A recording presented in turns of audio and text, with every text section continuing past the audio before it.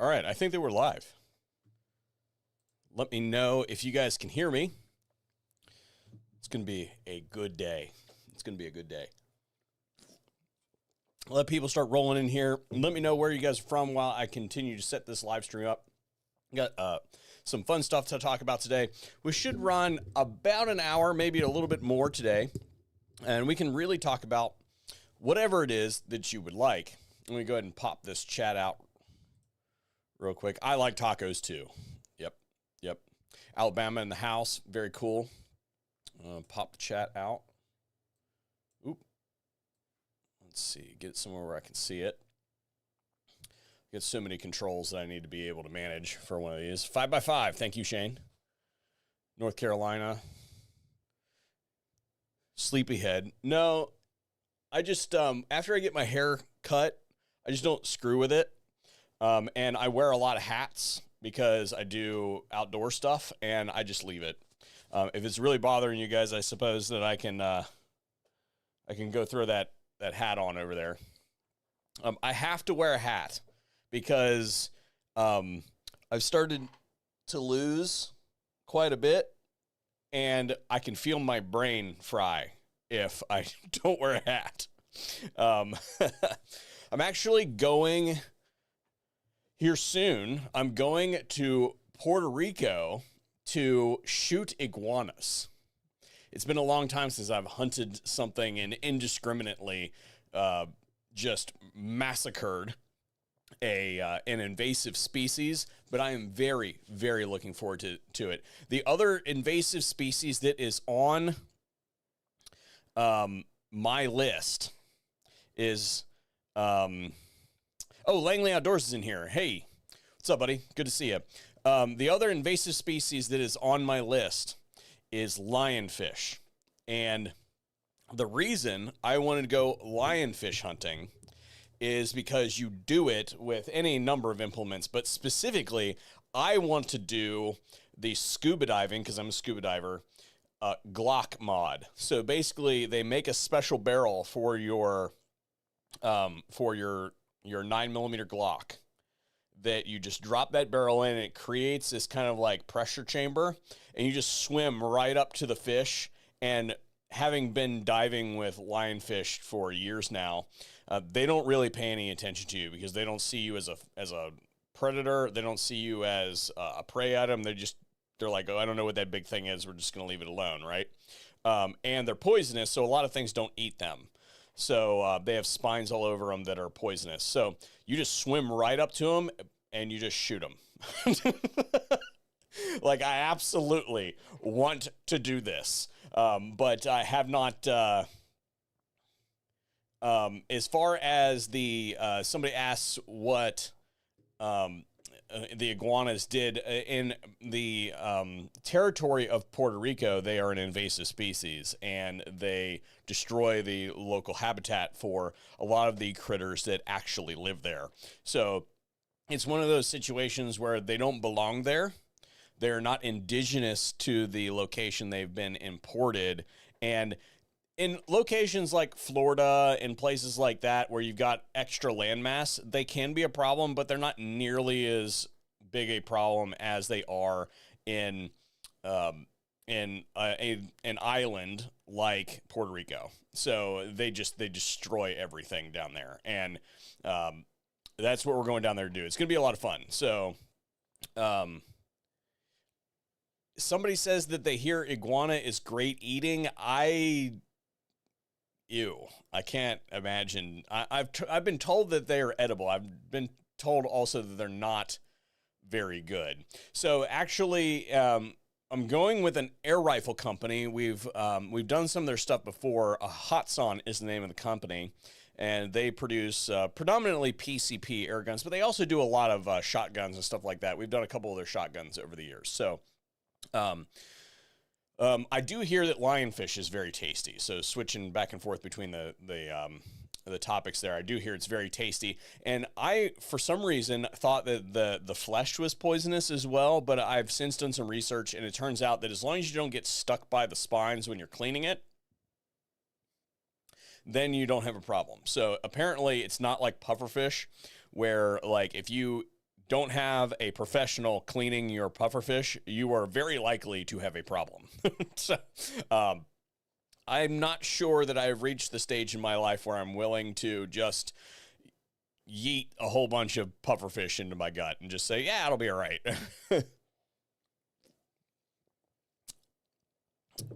So Florida Man says that iguanas are a problem in Florida too. Yeah. We know that they're a problem down there, but at least they have a distribution range where there's a lot more habitat there than what we're talking about. Like the carrying capacity of the environment is really what it comes down to. And on Puerto Rico, apparently they're a huge problem. So interestingly, my wife will be going down there as well with her girlfriends. They found out I was going down there, and they decided that they're going to just go down there and sit by the pool and do a bunch of stuff on the island while we're out there in the bush sweating and getting eaten by mosquitoes. So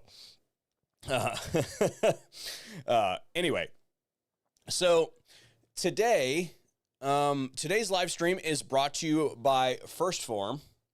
And what we're going to be doing today is, just like all the live streams, we're going to have a giveaway, and you're going to get a value pack. The one winner is going to get a value pack of some of their snacks. So a couple different types of their protein bars and a couple different flavors of the meat sticks. Now, this is really important because the next couple giveaways that we give may not have any of the salted caramel ones left, because I keep eating the salted caramel ones. And the other one that's really good, their meat stick, is the one that I find the best is the jalapeno cheddar. And I've been trying, I even put them up in a cabinet so that I cannot find them like readily. If they're sitting out on the counter, I just eat them one after the other. So anyway, the winner of today's giveaway that will be announced probably tomorrow in the VOD comments will win the giveaway if they can. Okay, so hang on. I was conflicting back and forth, and I've made a decision finally. I want the funniest Olight comment. So the funniest Olight comment will win the giveaway today. It's nothing like super, it doesn't have to be super highbrow, but the funniest Olight comment on either the live stream or in the comments. So obviously preferential treatment will be given to the live comments, but I'm going to read both of them. So if nobody cashes in on the live comment feed, then we'll defer to the VOD comments. But here's your opportunity: funniest Olight comment, and we'll win a prize pack that I will send out sometime this week. So anyway, speaking of Olight, we're going to use them as our icebreaker. So Olight is this, for those of you who don't know, is this like super cringe, like, shall we say, Pacific Rim company that has been known for years of just like blowing out these cheapy, crappy lights, and they have used content creators to push these products over the years. And I will admit to having done one of their product reviews ever, and I didn't really care for it much. It was not it was not what I was looking for in a light. Now, if you're looking for like a cheapy rechargeable light to, throw in your truck so that you aren't like using your good carry light, fine. However, there has been some controversy with Olight in recent years where their batteries were exploding. So there is that. So I suppose, you know, not as bad as the situation with some of the products that we've been talking about lately, but still not what it's supposed to do, right? Well, recently they contacted me to, they basically, my rule has been, and I think I saw my project manager, I won't name him, I think I saw my project manager from the Leviathan group in the live chat in here, and I have told him every single time Olight contacts me that he should add an extra $200 to the bill. And eventually we'll just get to an astronomical amount of money where they'll just stop, you know, contacting me. Well, that didn't happen. So this time they stopped contacting through them, even though I told them to. And so this most recent time that they contacted me on their new piece of shit that they're trying to market to folks, I told them that I would do it for 20 grand up front. And I took a screenshot of it and I published it so that you guys could see. And I asked you guys, can I do this if they pay me 20K? You guys gonna understand? And they're like, yeah, most of you, I think it was like 80% of you were like, yeah, dude, do it, get paid. And obviously they haven't responded. I actually emailed the point of contact at Olight back this morning, because we know that they're Chinesium, so they should be, they should have been still up first thing this morning when I messaged them. No response. So they're probably not going to bite on that, but you know, it would be funny, but I would absolutely tell you guys if Olight did buy their way into I would be fair and honest. That doesn't mean that they get to curate the content or anything. That just means that they can get a slot if they want to. But I don't think that it's ever going to happen. So it is what it is. But they always do this like, oh, you know, we'll give you exposure and you can make 4% on your sales, that you can't list a link on the platform. So how am I supposed to make any sales and thus make any commissions? And why on earth would I subject my audience to that for something that I'm probably not going to make anything on? They're going to hate. It doesn't fit with the mode of the channel or anything like that. It just doesn't make any sense. But every once in a while, the internet requires sacrifice, so we have done that. And you know what? I forgot to switch the screen. I'm sorry, but I had. Yeah, here's the proof that I did do this.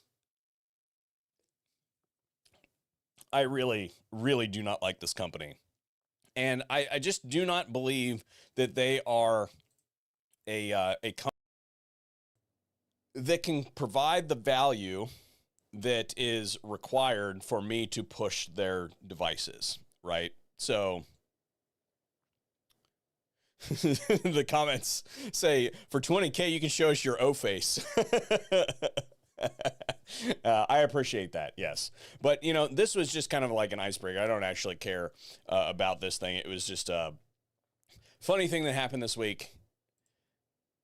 Not worth our time, but I thought it would be a good sighting because we actually have some relatively important things to talk about here today. So the first thing that outside of the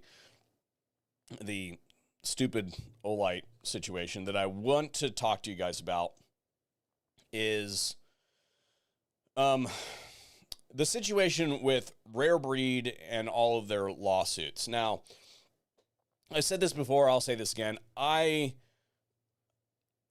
think that Rare Breed started out in a situation where, and they've since done some videos. I'll put you over to an interview that was conducted by my friend Tom Grieve, and it was a very good interview. They kept that discussion with the folks at Rare Breed to the fight against the ATF, which is totally cool. And I am 110,000% support Rare Breed while they were fighting against the ATF and what they were trying to do. I absolutely think, and I don't think that anybody here would cast shade on Rare Breed for what they were doing during that period. And really what it comes down to, it's their behavior since the settlement that they signed with the administration.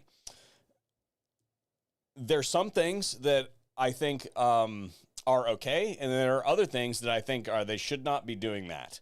One of those cases that is ongoing that I hope they get them, I agree with Rare Breed, is the Big Daddy Unlimited mess. Big Daddy Unlimited has left a whole lot of my friends high and dry. I know at least 10 folks that, and not insignificant sums of money, that Big Daddy Unlimited left holding, and it's just bad business practice. Those folks are obviously fine. They disappeared off the map, and they have this big web of front companies that they can, push all their stuff through, so they don't end up actually out any money. They never end up paying any of their settlements or anything like that. So when it comes to the Rare Breed situation, I think that I would really like to see them prevail, if for the only purpose is to make them shut down those shells and open up more shells. Well, there's other things that are going on that I don't agree with, like the cases against the various super safety folks. Like, I don't really appreciate that. I did a full video on Rare Breed going and handing out cease and desist letters at the Goals convention, for instance, of which they were admonished for, by the way. So I will throw that out there, that GOA did not appreciate them doing that. So I think that a lot of folks are kind of in agreement that the behavior of Rare Breed since the settlement with the ATF is just not a good look. Well, I'm a little bit torn this morning, because we have a situation with the, in that same case, the Atrius Big Daddy Unlimited case, where Atrius has actually fired, to use somebody else's words, a shot across the bow, so to speak. So on one hand, I would really like to see the folks from Rare Breed, not Rare Breed, Big Daddy Unlimited, excised from our industry and our community. I don't think they should be able to work here. On the other hand, I don't really appreciate what Rare Breed is doing. I really don't like litigious behavior, especially litigious behavior like this that is, or not in the BDU situation, but like the Hoffman, the D's Nuts case, for instance. That is 100% discretionary. They don't need to be doing that, and that is my perspective, and I am sticking to it. Part of me wants to cheer for Atrius, and part of me does not, because here's the thing about the thing. Now, if you want to get the scoop on this, then I want to direct you, and I'm going to go back to my figures here for a second. I want to direct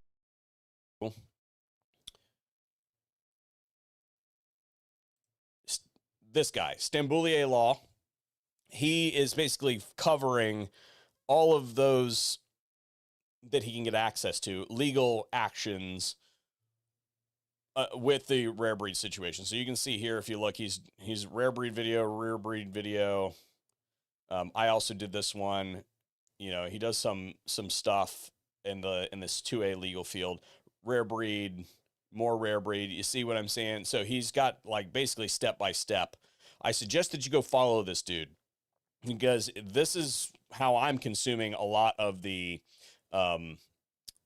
incoming information in this case, because a lot of times I'll consume this while I'm driving. So he does a pretty good job of explaining it. But this is where I first heard about this. Atrius and their trigger. What they did, okay, so I'm jumping ahead here a little bit. The problem that I have is obviously, Atrius is affiliated with Big Daddy Unlimited in some way. This is the video on the top of the Big Daddy Unlimited YouTube channel, the Atrius video that they dropped, and they've had some kind of dealings with this dirty group. So, unfortunately, and here it is right here for those of you who want to check me, you know, right here, that same video. The problem that I have is that I would really like Rare Breed to stop doing this type of thing, but I would also really like to see Rare Breed put the screws to Big Daddy Unlimited because of the just underhanded business that they've been conducting in our space.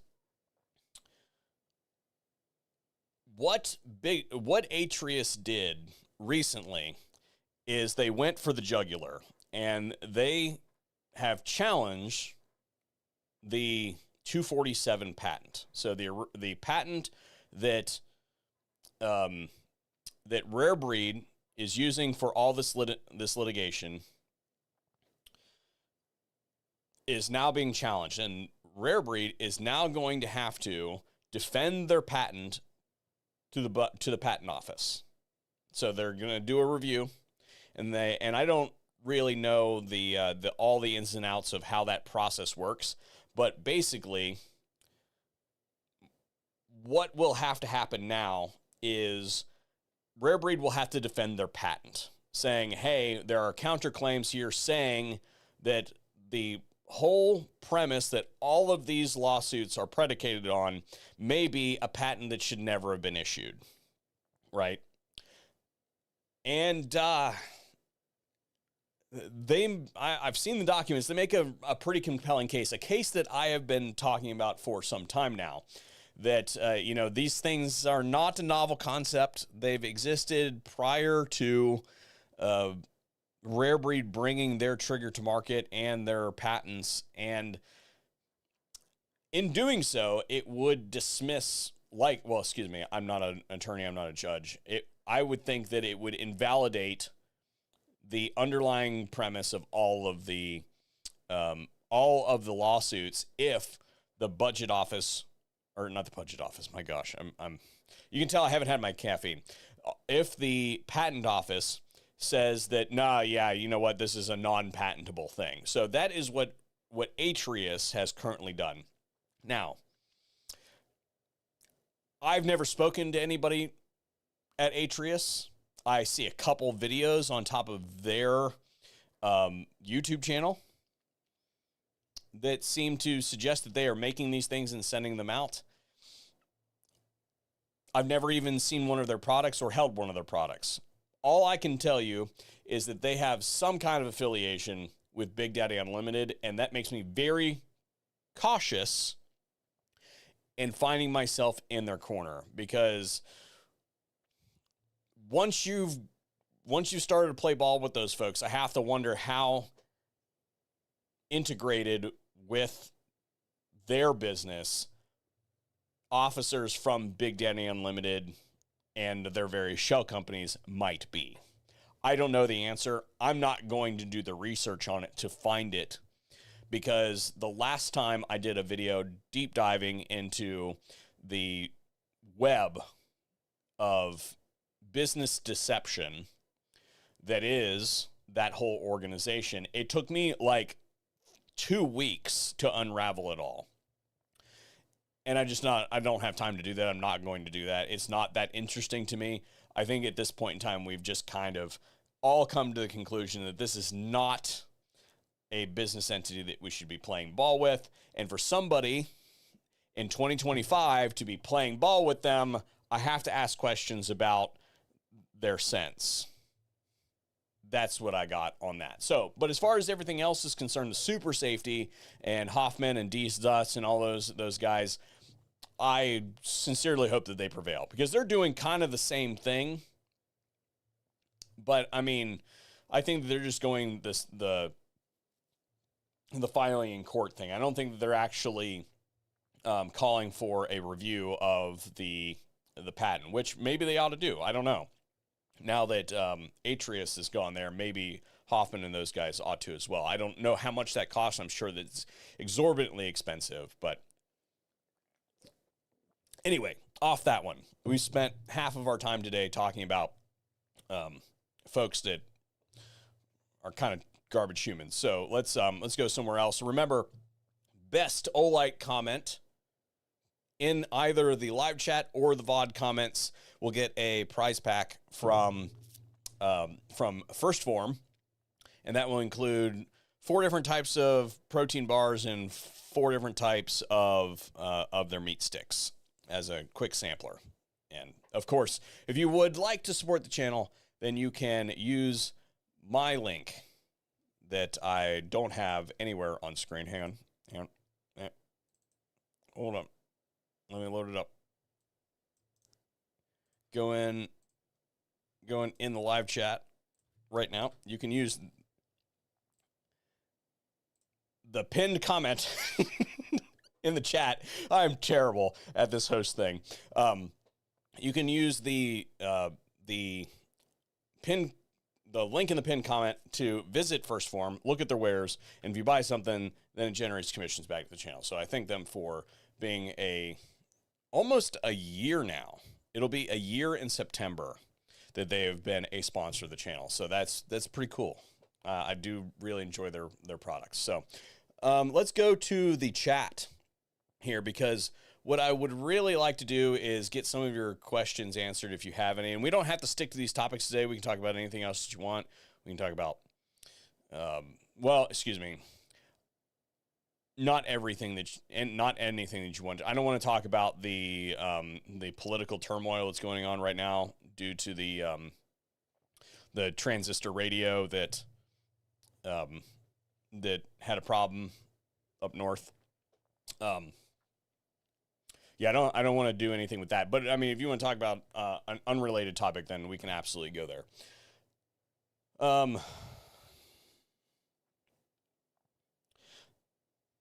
The Otter Creek Labs situation has come up in the chat, and that's an interesting situation. So when I made that video, I did not realize that they were the company that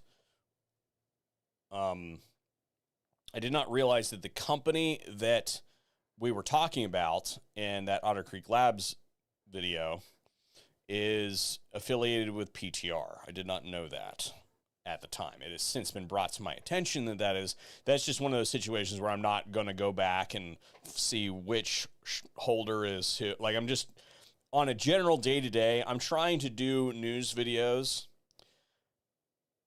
with information. Like, sometimes there's exceptions to this rule, but I try to spend no more than 4 hours on any news story. Okay. Like, there's diminishing returns.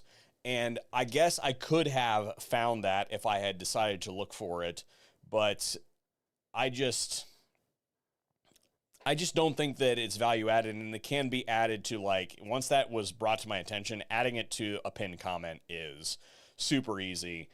And that is, I think, just a better use of my time. I would rather produce an entire other video and spend 2 hours on a video for you guys and get 99% of the information presented and do a second video with an addendum or something like that, or just leave it in the pinned comment. I just think and I think you guys would understand that, because, like, when it gets to video editing and stuff like that, you can infinitely edit a video. There's always something else that needs edited. There's some grading that can be done. There's some transitions that can be done. There can be some sound design that can be done. Like, there's always something that can be done. Do you want to spend 4 hours on the video to get an extra, 2% quality? I don't know that that's necessary. There was a point in time where that was necessary, and the good news is, like, over time, with the availability of the technology, we've had ebbs and flows in quality, where everything had to be, like, super cinematic and super high end. Like, everything had to look like a Grand Thumb video for years, right?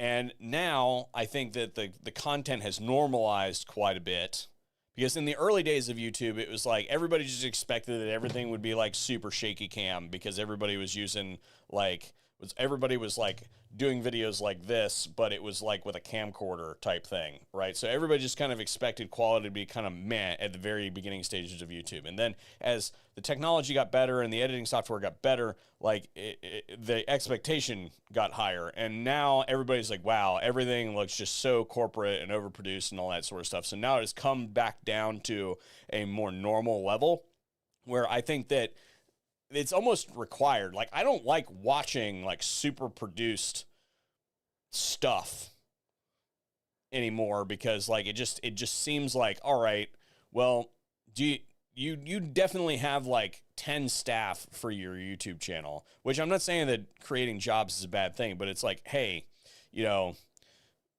how much of the company's resources goes into HR for those folks over like actually doing your job? So it's like, once you reach a certain level, I think there's just diminishing returns, and that's my whole point. So anyway, let's go. Spending more than 4 hours on a news story seems bad for the soul. Yeah, it really is.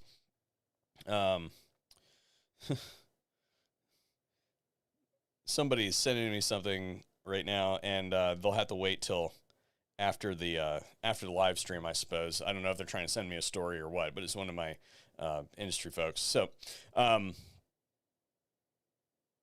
somebody says I have reduced my daily dose of, shall we say, pucks given to 0 milligrams a day.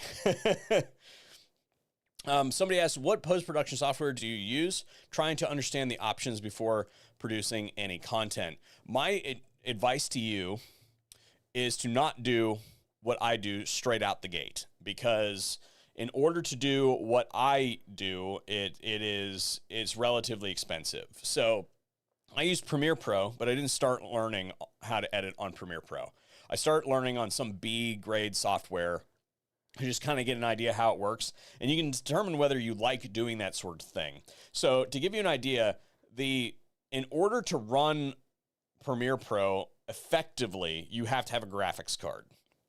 And graphics cards are relatively obtainable these days, but like, for instance, when I built this machine, I paid I paid $2,000 for my graphics card. And what Premiere does is it basically, you load it up and it analyzes your system, and it hacks the shit out of it and says, these are the settings that you should be using based on your machine, right? And you can do some tweaks in there, but in order to run that to its full potential, you need you don't need what I've got. I literally got a water-cooled machine. You don't need a really high-end processor, but you do need a relatively good graphics card to be able to do a lot of the playback stuff with the effects layered on top. Oftentimes, it takes a lot of computing power, and GPUs are considerably better at doing that sort of thing than like a processor. But like, for instance, like some of you that follow my other channels know that I really like Warhammer, and I play Total War Warhammer 3 on my gaming channel. That game actually uses less GPU resources than CPU resources, and it's all about data calculations and stuff like that. So what it comes down to is it really depends on what kind of calculations the system is doing, and Premiere is very GPU heavy versus CPU heavy, whereas like some database-based games, like that you would think that you would really need a really heavy graphics card, actually you need a better processor. So it really depends. What I'm telling you is, when it comes to video editing, GPU is pretty heavy stuff. Like you're gonna need that, especially if you're running a program like Premiere. that also depends on what you're filming and exporting. So most of the stuff that I do, I film and export at regular HD, but I record everything at 4 or 5K. And that gives me a lot of latitude to work. Now, it takes a lot of computing power to be able to do that. And for Premiere Pro, that is, in my opinion, the best editing program that is available on the market, bar none. The downside to it is Adobe owns your life. It has a lot of functionality. Like, I can literally tell it to edit in some other plugin that it has. Like, so I can, if I want to do, like, if I got a lot of gunshots in a video or something like that, and there's a lot of peaks and it's clipping really bad, I can select the audio, right-click it, open it in Adobe Audition, which is their audio editing software, and it can clean all that out for me with a couple clicks with just some presets that I've got set up. So, like, there's a lot of power.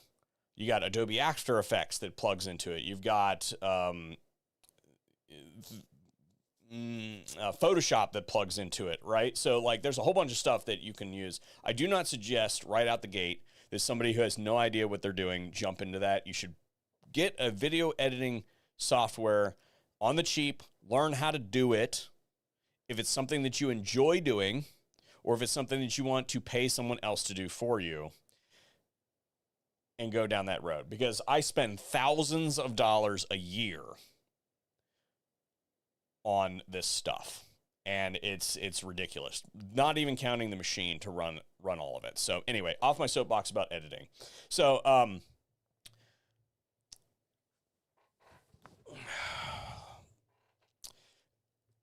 okay, hang on. I was gonna change topics. Somebody said get a cheap Mac Mini and start with iMovie. Do not do that. Sorry, the ordinary dude. Do not do that. MacBooks, Mac in general, is for people who don't know what they're doing. And you may fit into that category if you're starting to get into video editing, right? You may not know what you're doing.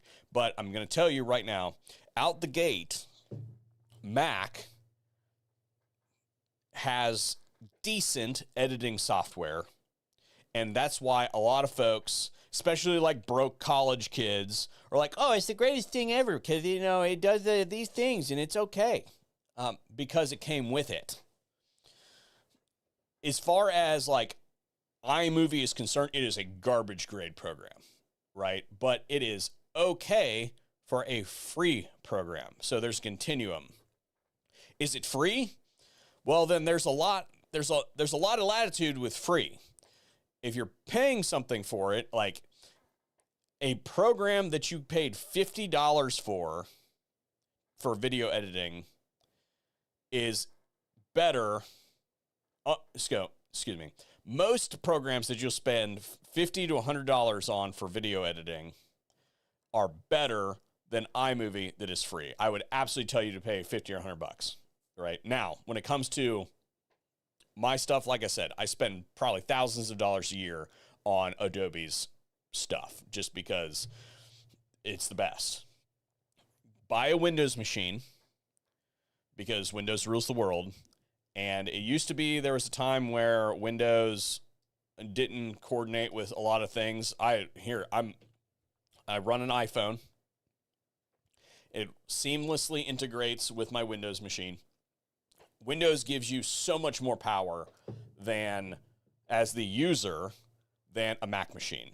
It just is. Now, if you want to go crazy, then I suppose that you could go Linux, but, you know, there's that. Anyway. Somebody says, Adobe pisses me off. I use an older version of Adobe that works for me. Every time I load my Adobe product, it takes over the file association and tries to update my software without permission. You should absolutely let it update your stuff. Every day, my Adobe thing upgrades. That's part of the Adobe suite. It's just like Windows Update.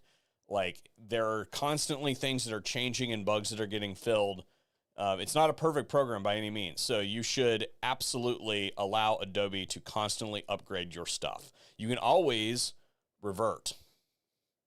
But there might be some things that are broken that you didn't know were broken until you went to use the thing, and they've since fixed it. So absolutely you should do that. Sorry, we've been on video editing far too long. This is not a topic that was included in the thing, but like I said, we can absolutely talk about that some more if that's what you guys want to talk about. But I think that there are better things that we could talk about here. Let me close some of these windows. And get to the big mama today. Glock. Oh boy. I got a lot to say about this Glock situation. I did a video a couple days ago about my take on Glock and that sort of thing. I put up a poll about this, and I'm going to switch over to this poll now. Well, should I go to the... I think we ought to go to... I think first, before we do that, I think we ought to go to the actual letter here. So, for those of you who did not hear about this, here is the letter from Glock. It is confirmed that this is real. This was going to... Representative Hardin out of Oklahoma. And basically, Glock has asked them to pass law that prohibits machine gun conversion devices. And I know what you're saying. Kurt, machine guns are already illegal. Nay. Machine guns are highly regulated. They're not illegal.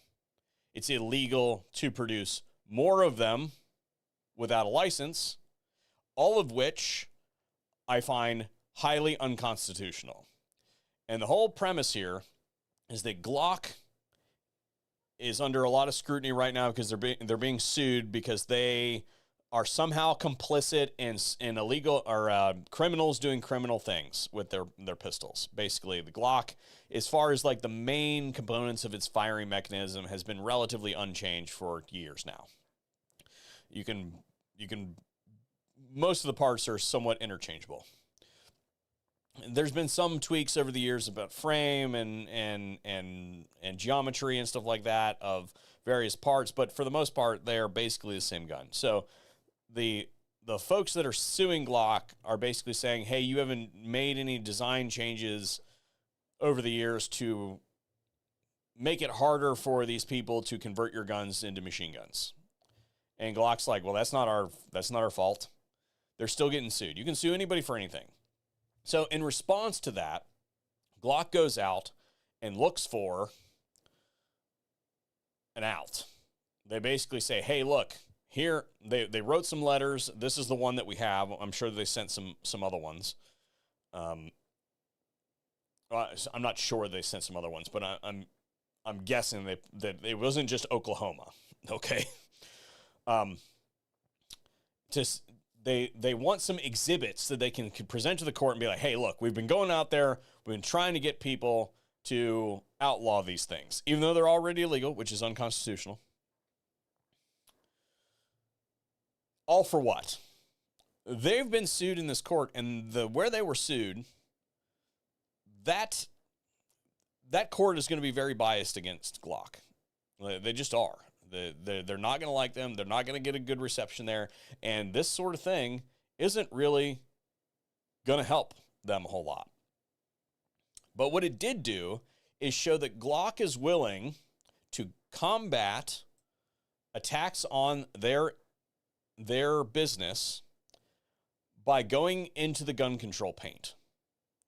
And that I got a problem with. They're willing to advocate for unconstitutional behavior from governments in order to try to curate an edge in court in their own defense. And that does not feel good. That feels really gross. So now I want to take you to the poll that I put out.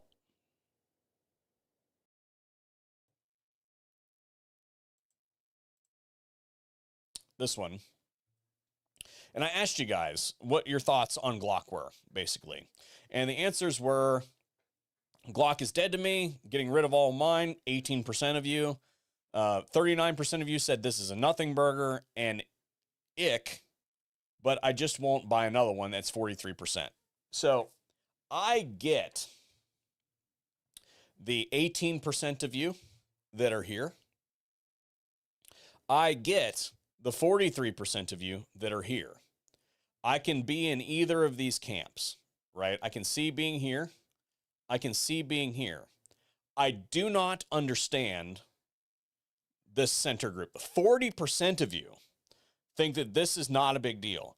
And I'm asking you in the comments right now, in the comments of the VOD and in the live chat, please explain to me the logic that you're running on here. Because I have tried to get my head around this, and I cannot figure out if this is just brand myopia, like you've been a Glock guy your entire life, and you've quote unquote never had a problem or anything like that, and you're stuck on this brand, and this is your team, and you have to root for your team, or if there's something else that I am missing. Because the problem that I have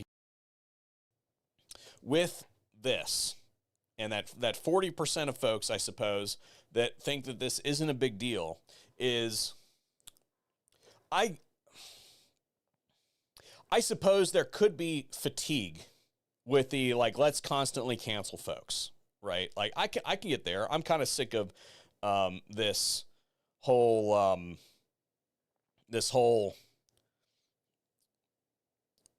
gotta get them, constant state of rage, the whole genre of rage bait. Like, I could totally vibe with somebody who has cancellation fatigue.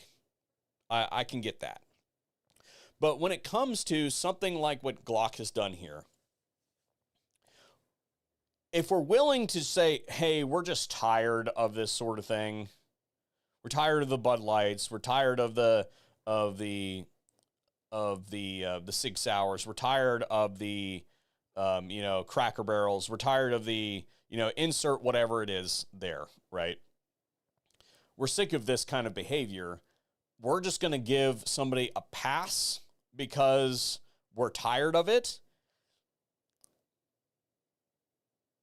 That also feels really gross to me, because if you do that, then where is the line? And I guess when I look at what Glock has done here, and your mileage may vary. Like, you're allowed to have your own opinion. I'm not trying to tell you what you should think or believe, or what you should do with your own property, or the dollars that you earn, what you should spend them on, or any of that. I'm not trying to tell you any of that sort of stuff. All I'm saying is, if we're willing to give this a pass, then where does the line actually exist? So I have tried to think on which is worse. What Springfield Armory did, where they were trying to bargain the rights of the citizens of Illinois away so that they could get a carve-out in a proposed piece of legislation, or if Glock, trying to save their own skin by advocating for unconstitutional behavior in government, which one of those is worse? And I have a hard time moving the points around to determine which one of those is worse. I find them to be roughly equivalent. And my behavior when it comes to the Springfield Armory situation is never again, not okay. I'm a uniform application of logic person. And if I'm willing to bust a Springfield Armory for that kind of behavior, then I also have to be willing to say, hey, even though it ultimately probably won't change a damn thing, I got to say, hey, Glock, that's bad. You can't act that way. That is not acting becoming of a Second Amendment organization. Now, I've heard some folks say, well, it must be the new management and, all that sort of stuff. And I'm like, I don't care. I really don't, because when it comes to new management, that breaks both ways, because Smith & Wesson did the same thing in the 1990s. I would say that Smith & Wesson is not the same company today that they were in the 1990s. I think that they've distinguished themselves in the market doing a whole bunch of stuff that they would not have done in the 1990s. Ruger was an awful organization when Bill Ruger was alive. He was a stonewaller of so many problems. He was a huge FUD. And Ruger has since distinguished themselves in the market as a really good manufacturer that cuts a few corners here and there. But for the most part, as far as a Second Amendment-oriented organization, I would say that both of those companies are doing really good. So I'm not saying that there can't be any forgiveness of any organization, but for Glock to do something like this shows that they are fundamentally out of touch with where the majority, I'm going to say 18 plus 43, my public education math says that's at well over 50%. More than half of gun owners think that what they did was bad form. And you have to say, okay, well, where is that line, and where should we start holding companies to account for that? Because I understand not wanting to burn everybody that does anything slightly wrong, but you remember the Silencer Central thing during that debacle that was the big bloated backstab, right? That was a big deal, because if you allow companies to get away with stuff like this, then when it actually counts, well, you got traitors in the room, and you can't really trust those companies. So I guess what I would say is, I can't tell you what you should do. Personally speaking, and this is, I'm not telling you that you should emulate my behavior when it comes to Glock. I'm just telling you what I'm doing. I don't believe that, given this situation, they deserve to be featured anywhere in what I do. So I have started to make moves to replace, there are really 3 handguns that I use on a semi-regular basis that are manufactured in the Glock pattern. One of which I did a video on the other day, which doesn't have a single Glock part on it. That is a carry piece that I use on a pretty regular basis. That one is probably the lowest priority because it doesn't usually even end up on the channel. But the 2 pieces that absolutely need replaced is I need a 45 caliber suppressor host and a 9mm suppressor host. I have other ones that I could use, but I don't really think that they're kind of up to the same grade as the Glock pistol. So, and I guess what I'm saying here, I'll just call out what I just said. I think they make good products, right? I think that they're fantastic products, but just because it's like the H&K situation, they hate you, and it doesn't matter if they make a really awesome product or not. But you should know that there are a bunch of Europeans that don't agree with civilian ownership. They've just done that for market reasons. I'm not saying that I would be opposed to using an HK product because they haven't made any overt moves in the last 20 or 30 years towards hurting their American business. I'm just saying that when companies demonstrate overt actions in the market, they should be held to account. So what I'm doing is I'm looking to replace at least those 2 products in the relatively short order. I could use some of the other threaded barrel guns that I have, but they're just, again, not really up to the standards that I would want them to be as a suppressor host, because you also have to consider part of it is well, Curtis, mounted that on an XYZ Whizbang 5000 and he didn't have a problem, but I did it and it blew up in my face.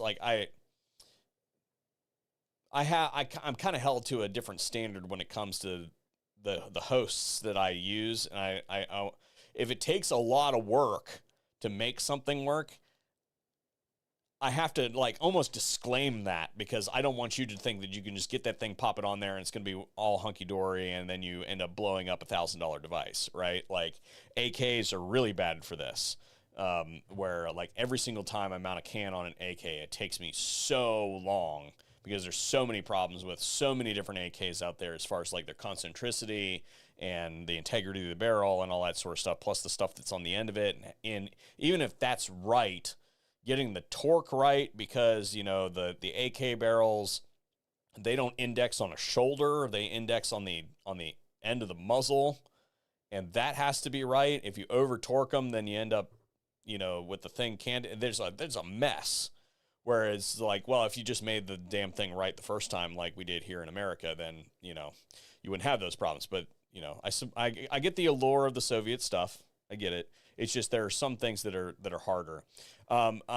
Somebody said you can always get a PSA dagger, and I have a real problem with Palmetto State Armory. I've said this before. I got to be honest, it's a personal problem that I have. I think that their products are fine. For the most part, some of their stuff, some of their really cheap stuff is, and I will use the term cheap. Some of their stuff is very cheap, and I've fixed a lot of their guns that come through, but that's not really the problem that I have. The problem that I have with Palmetto State Armory is how they treat some of my colleagues in the space. They do not treat smaller YouTube channels very good, and I've got a real problem with that. And some people may not like me for going that direction, but I have not worked with Palmetto State Armory for years because they just I don't think that they treat folks well that are providing a service to them, and I just can't abide it. So anyway, somebody says, I enjoy my suppressor on my CZ. I'm not familiar with which. I've considered replacing my carry piece with a CZ75. I do really like CZ75. I've always kind of wanted an excuse to buy one. But yeah, I definitely need a 9mm like actual handgun and a 45 caliber actual handgun for those specific products. Somebody said, just get a Mark 23. I am considering getting a Mark 23. I've kind of always wanted an excuse to get a Mark 23, but if I'm going to get a Mark 23, then why wouldn't I get like the FN product instead, right? Because I think that that's a superior product, in my opinion. But anyway, so what it comes down to Glock, again, you do whatever you want to do with your products. If you're in the camp, I want to throw all these things away or sell them off and replace them with something else, that's cool. If you're one of those folks that, you know, you're like, hey, you know, I've got like 10 of these guns. I've spent like $10,000 in Glock products over the course of my lifespan. I've got a whole bunch of this stuff. All my mags are that. Like, I'm just not going to buy another one of these because of this kind of behavior. Get you, totally. If you're in the nothing burger and you just want to keep on blissfully going along thinking that Glock is the greatest thing ever and that this has no bearing on their standing as a pro-Second Amendment company, I don't get you. And I haven't really seen anything in this chat over here that is compelling to me as to why you would vote that way, why you would say that it's not a big deal. I just don't see it. Somebody asked, have I seen the implosion of the Ordnance Lab channel? I hope that you mean that, I hope that Sean didn't implode himself. He created an implosion device.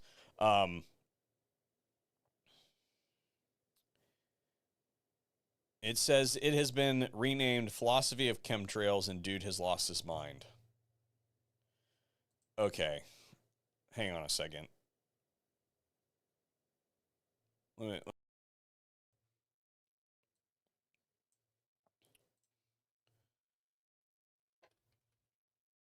Let's do.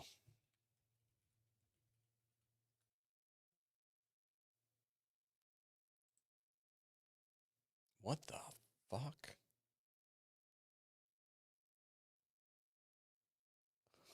I have not seen this. I have met Sean. I've talked to Sean on the phone several times, and I need to check up on Sean, I suppose. Have not seen this. Thank you for bringing it to my attention, but yeah, I had no idea that was going on. Is he? It says no. He is done with explosives.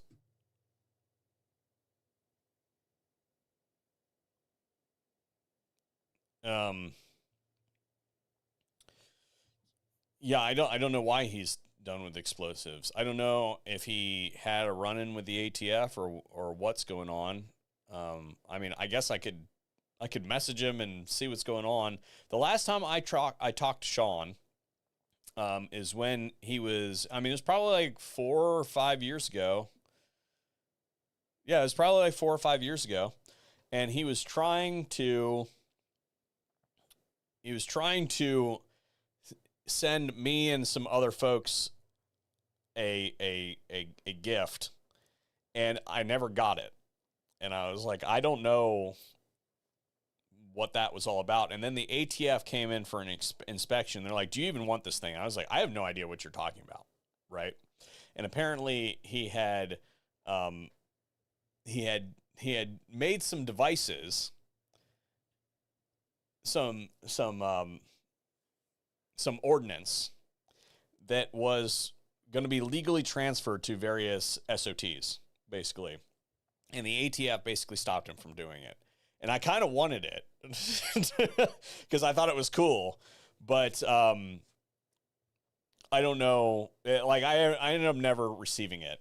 And the transfer never ended up going through for whatever reason. So I don't know if there's something to do with that.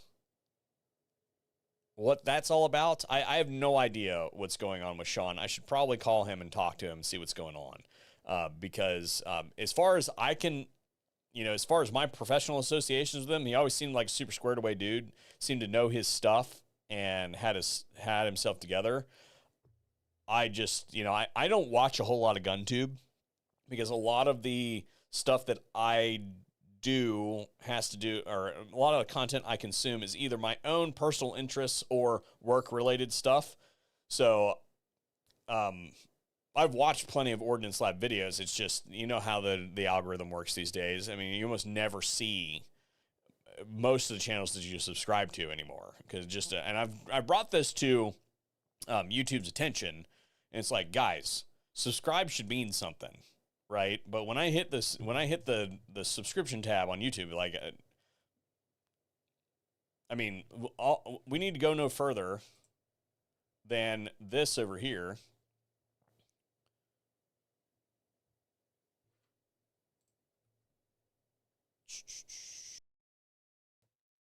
This poll.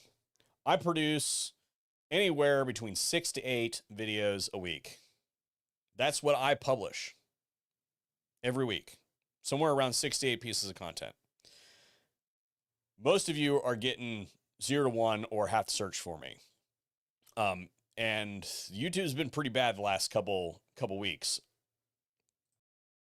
Like notifications, stuff like that. I've talked to a lot of my friends in the space, and they report that the views are having, like, the content is not going out, right? And most channels are having a problem. And it's not just us gun tubers, it's across the board. So I'm not at liberty to discuss what we think that is at this time, but there's some kind of problem with the overall system. There's, at least at the very benign level, there's at least an algorithmic shift, and we haven't figured it out yet. So sorry that this is the way that it is, but yeah, so you guys confirming, yeah, I may get 1 to 2 a week. Yeah, I'm producing 6. So if we go to, again, this past week might have been actually, let's see.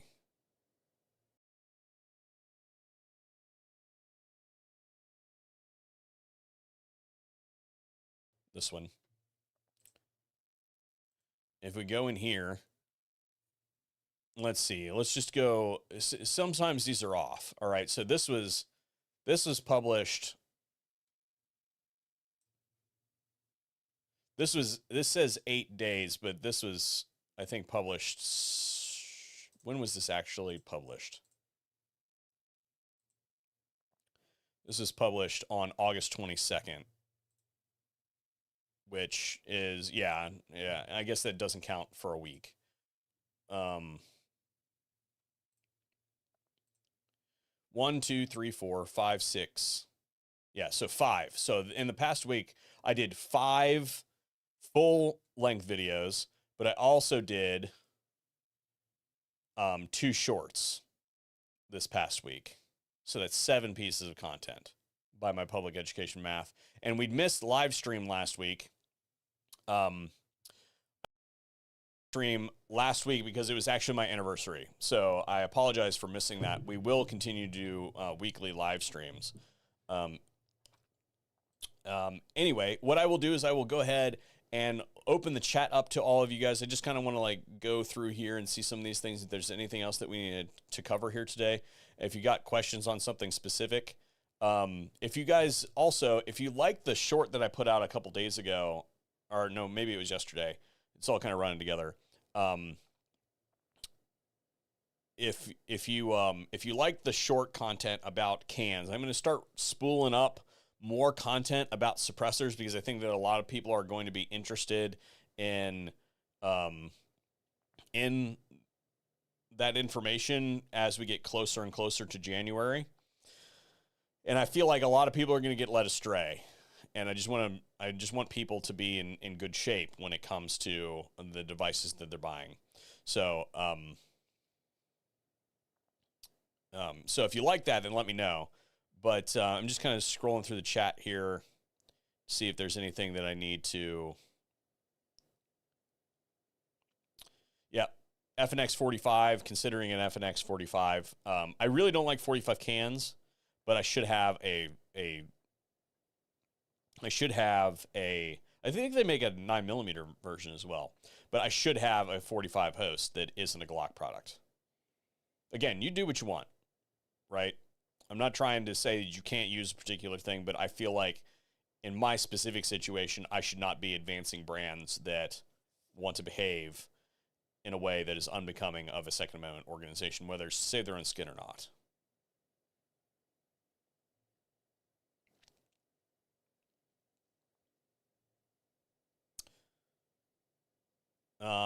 Going back to the video editing thing, somebody says that they use DaVinci. I've not used DaVinci, but I've also used Sony, the Sony product, for those of you who are interested in that.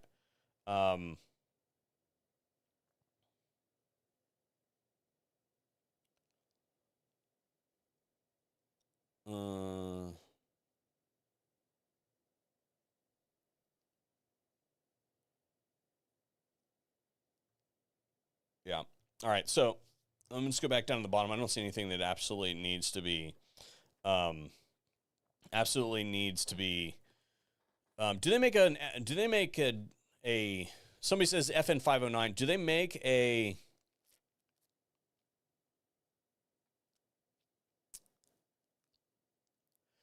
threaded barrel version of the 509? I don't know.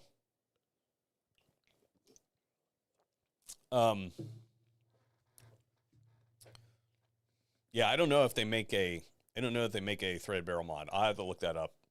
I'm considering it. I'm also going to reach out and see what's just kind of like down the pipe.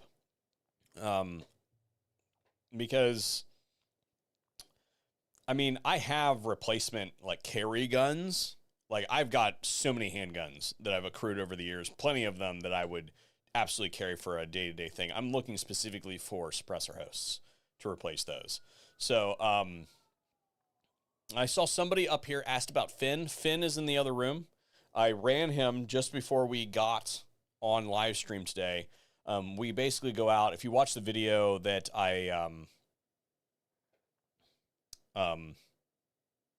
that I did on the Glock situation. That's what I do with him multiple times a day, especially when I got to do a lot of office stuff, or if I got to go out to the range. He still does not like gunfire. I'm trying to work him into it.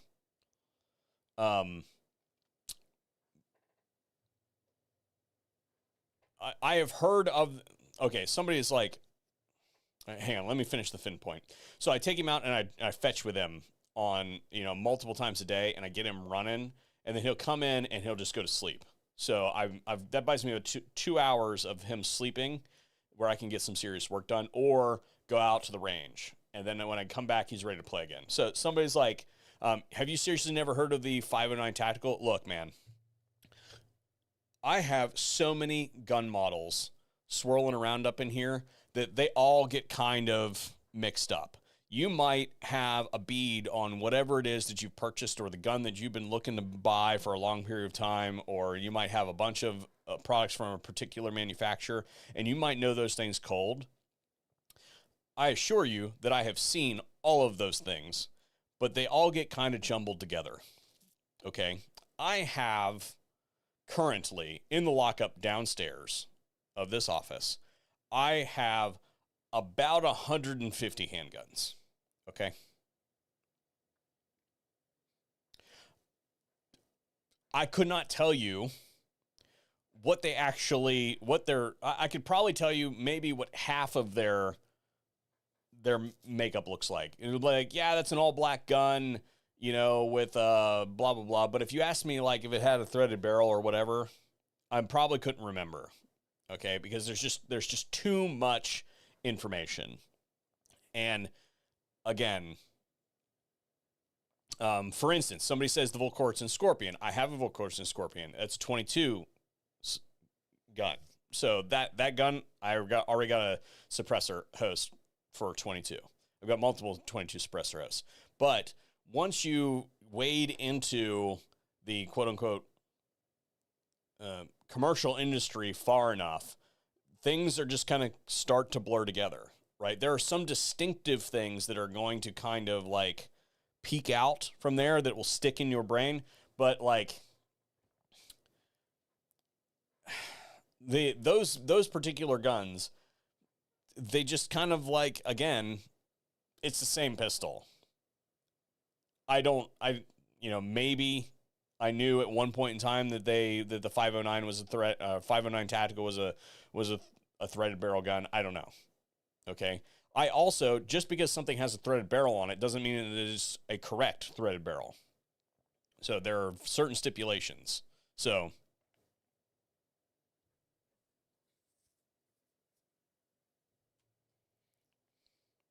yeah, so it's like, yeah, 47 firearms total. I need to catch up, but I'm not an FFL SOT. Yeah, so that's the thing. You got to also remember, like, a lot of those are demo guns that have come in and they've just said, hey, yeah, you know, you beat the shit out of that thing. We don't actually want it back.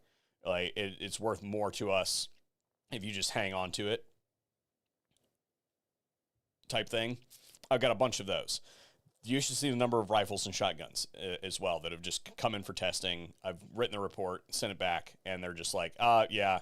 And oftentimes I don't even care to keep the item, but it's just one of those things, like in my business agreement with whoever has sent a firearm in for testing, they have to generate the return shipping. They have to ship both ways. And sometimes they just never do it. Okay, that's fine. So some of those are on like semi-permanent loan, right? But it's like, I don't like really sell them for profit. So it's like, that's not like my business model, so to speak. So I don't even really care to have that many. In fact, my vault is kind of full and I need to probably go through the inventory in there and like literally track down some of those folks and be like, hey, you should probably take your gun back. So a guy actually says, I would love to come see your collection. The collection would be you tripping over a whole bunch of stuff because it's just, we're out of wall space in the vault. I need to build a bigger vault. And I need, because right now we're about 50% full on, the wall is full, but the perimeter of the room is about 50% full of just guns stacked against the wall. So it's like, I probably need to go through that inventory and start moving some of that stuff back to the manufacturers that have just not followed up. There are some things that are part of the deal, as in like, hey, you know, a good example. A lot of the can manufacturers, especially because we burn cans up around here, I will give them a discount if we don't have to go through the paperwork of sending the thing back. Because that's less time that I have to spend doing government paperwork. That's less time they have to spend doing government paperwork. And then there's the possibility that their product can show up again later in an unrelated project, that maybe it was just still mounted to the same gun and I wanted to use that gun in a future project, or maybe specifically that can does something that I want to demonstrate in video that other ones don't, type thing. So I would say that I have accrued more cans that way over the years, just because like they're a pain in the butt, even for SOTs to traffic them back through the government process is just kind of a pain in the butt sometimes. But just because I have those devices doesn't mean that I don't. Just because I have them doesn't mean that I don't like them. I suppose it's very much like I have my go-to items, but then there are some items that are very specific. Like for instance, I have the video that I did on the Raptor. I really love that AB suppressor's Raptor, but it has a very specific purpose, and that is that it is hard mounted to my bolt gun, my 6.5 Creedmoor. And the only reason that it would come off of that 6.5 Creedmoor is to go on a new 6.5 Creedmoor. So just because I don't use it doesn't mean that I don't like it. It's just I don't get to shoot as recreationally as I would like to. So anyway, I'm starting to lose my voice. Somebody asked, do you use an ad blocker in your browser? I do not. I actually pay for YouTube Premium because I like some of the other features that are associated with YouTube Premium.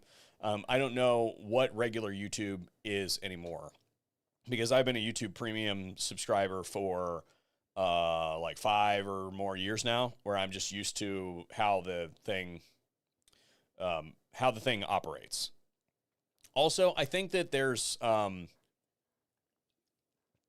might be some other thing, whereas if you are a channel membership, I saw this on somebody else's channel, where there might be some functionality where if you are a channel member, then you get stuff ad-free somehow. I don't know how that works, but I've heard that on a couple different channels now, so I don't know what that functionality is, but that's kind of cool. But I do not use an ad blocker, and if you are using an ad blocker, then you are kind of hurting the creator, but I understand why you would do it, right? For instance, there's a lot of push on Facebook right now on video creators.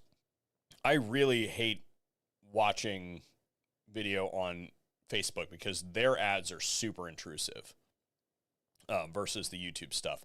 But I haven't watched a YouTube ad in probably like 5-6 years because I've just been a premium user. But anyway.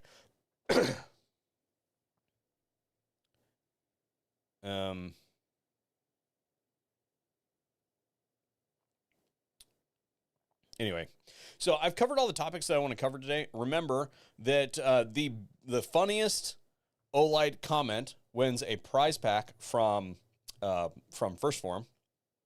So go ahead and get to those comments, do all that thing, and whoever makes me laugh the most will be the winner. I will announce it probably 24 hours from now. So I'll give the live stream a full day to exist as a VOD, so people can work their ways through it, because sometimes I will watch people's live streams as VODs and just watch back through it. That way I'm consuming it not live, but like sorta as it happens, but it may be displaced a couple hours. So I still watch the content content, but a lot of days I'm like here, there, and everywhere because like I'm leaving here and my niece and nephew are in town, so I'm gonna go hang out with them after the live stream ends today.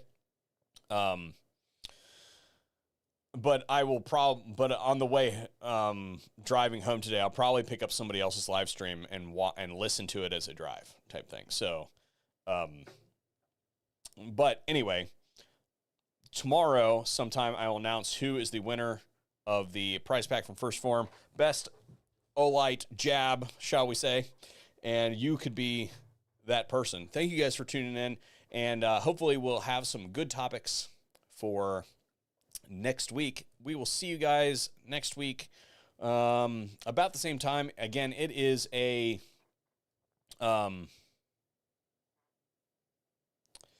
sorry, comments coming in. Do you still get paid if someone hits skip on the ad after a waiting period? It's prorated. If you skip the ad, then it is still an ad impression, so it still does pay the creator, but not as much as if you were to interact with the ad in some way. So there's that sort of thing. But